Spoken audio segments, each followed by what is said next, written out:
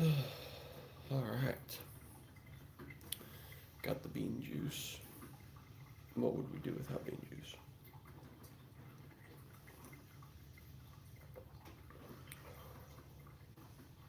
I don't know what everybody's specific brand is. This is Maxwell House because it's one of the cheapest. Because apparently, the world we live in, everyone likes to be extra greedy.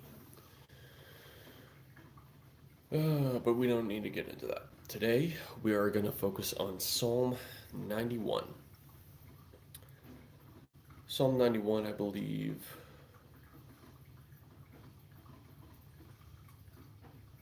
is the very center of the Bible. I might be misquoting that, but there is a psalm and a specific psalm verse that is the exact center of the Bible, if you didn't know that. But today we're just going to go through Psalm 91 and we're just going to break it down verse by verse, word by word. It's an interesting psalm. It is my personal choice for protection. Because if you didn't know, spiritual warfare is a real thing. Demons are a real thing. Spirits are a real thing. But also, God's protection is a real thing. I'm also a firm believer that kind of stuff can't hurt you unless you allow it. That only goes so far, though. That's when God's protection takes over. So Psalm 91 is what that's all about. One of my favorite things about Psalms is that we get a lot of songs from them. A lot of worship songs. And if you ever just read through all, like the entire book of Psalms, you'll start seeing like, oh, I've heard that song before. Oh my goodness, that's so cool. I've heard that song before. And that's what a lot of Psalms is. King David was a poet. A lot of Psalms come from King David.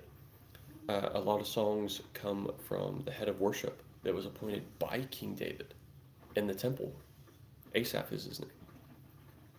It's just really, really just detailed, interesting book. Some of it is actually prophesying about Jesus and his ministry. What's up, Villegas? If you guys missed it, we're talking about Psalm 91 today. So, we're going to start here. Psalm 91. He who dwells in the shelter of the Most High will rest in the shadow of the Almighty. I will say of the Lord, He is my refuge and my fortress, my God in whom I trust. Surely He will save you from the fowler's snare and from the deadly pestilence. All right. Snare and pestilence. Let's break those down. What is a snare? A snare is a leg trap for an animal. And it's so secure that the animal will usually have to gnaw its own leg off. Now, what does that mean spiritually for us, for spiritual warfare? The devil likes to lay traps for us. And some of those traps, if you fall into them, they are so secure and so deadly for our souls that we lose a little bit of ourselves trying to get out of it. So it's better just to not fall into it at all. What is pestilence? Pestilence is a highly contagious and deadly epidemic disease, often one that causes widespread devastation. Now, in spiritual warfare, what does that sound like? Well, that sounds like the evil one. Sounds like a lot of the groundwork that he lays that we fall into, we can't get out of because it destroys us. It literally wipes out hundreds upon thousands upon millions of people, some of whom didn't have a chance for redemption. But he does it on purpose because he knows. He will cover you with his feathers, and under his wings you will find refuge. His faithfulness, his faithfulness will be your shield and rampart. First part of verse 4, covering you with his feathers. If you guys don't know chickens are very inappropriately named because chickens are actually some of the best mothers in the animal kingdom. Chickens do this thing where they will They will cover the chicks with their wings, regardless of danger. But sometimes they'll just do it for sleeping purposes. But an interesting thing happens in wildfires. If you have ever seen this, wildfires will sweep through farm areas and they will find dead chickens all over the place because they get burned up, obviously. But an interesting phenomenon happens when they find these burned up chickens. When they go to move them, all these baby chicks are under the wings of these chickens and they're alive.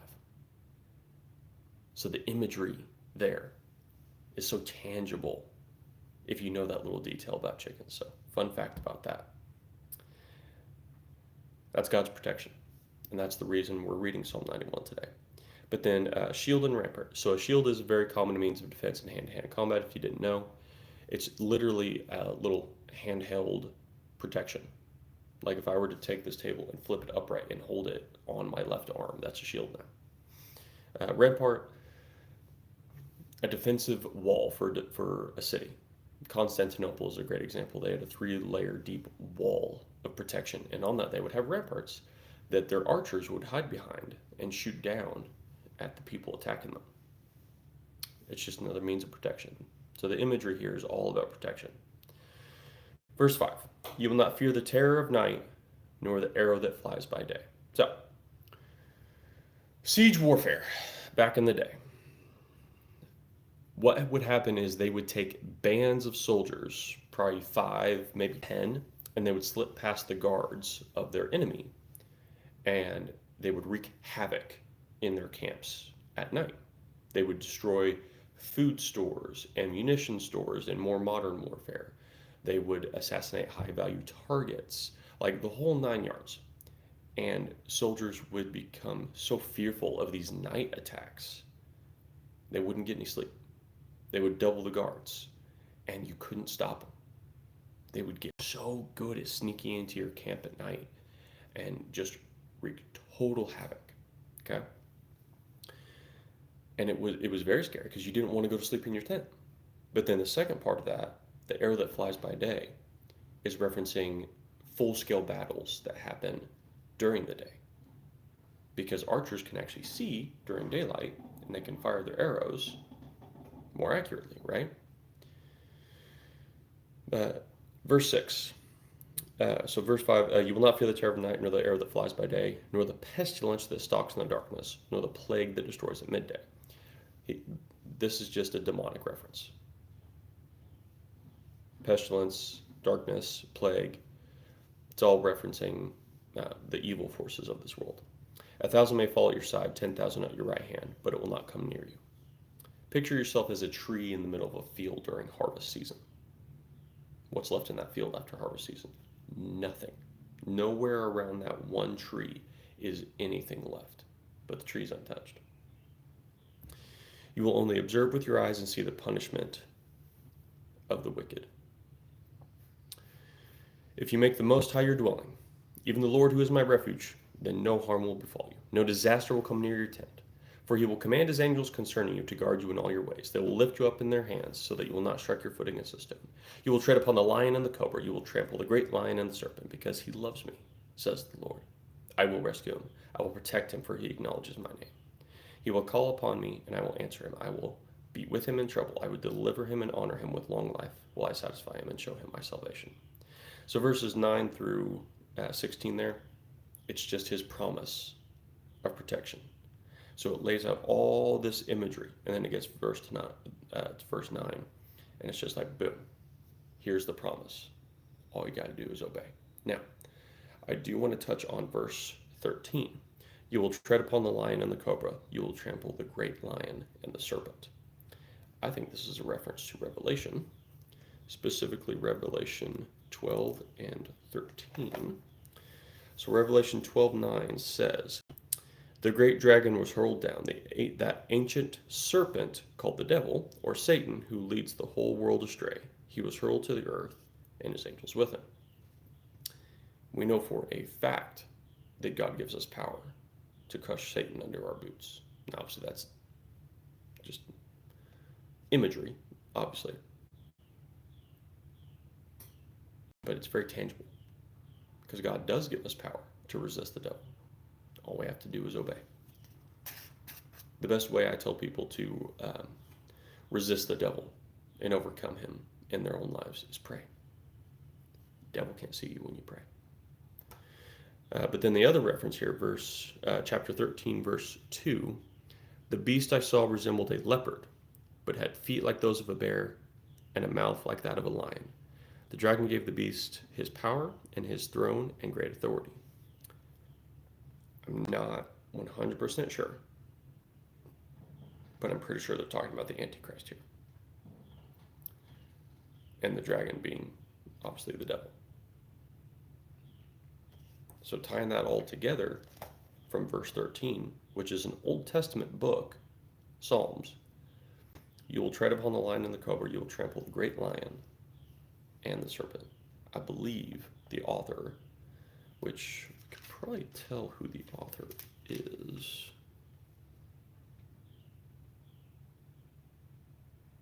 I think it's a prayer of Moses. Maybe. But 89 was just a random guy I've never heard of. We'll say it might be Asaph is the author of Psalm 91. Don't quote me on that. But yeah, verse 13.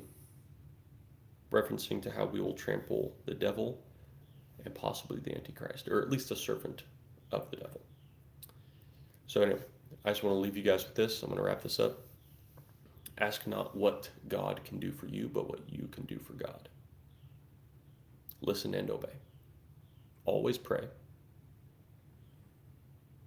Just think about the stuff that leads to other things in your life. Because remember, there's so much freedom when it comes to obeying God. It's not always easy, but you all have a blessed day.